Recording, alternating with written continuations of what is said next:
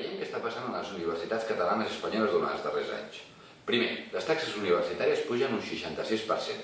Allò que valia 3 passa a valdre 5. Segon, tenim 30.000 alumnes de tot Espanya que són incapaços de pagar les seves matrícules i es veuran expulsats de la universitat. Tercer, per primera vegada en una dècada es destinen menys diners a les beques universitàries. Passem de 1.700 milions a 1.500.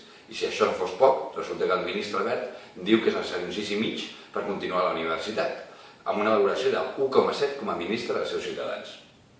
Aquests alumnes, quan surten de la universitat, es troben en un mercat laboral amb el 50% d'atur juvenil. El 50%. I què fan? Marxar del país. Els alumnes d'avui són els emigrants del demà. Tenim un govern que fa fora els seus alumnes de les universitats i fa fora els seus joves del país. Potser ha arribat l'hora de fer fora aquest govern.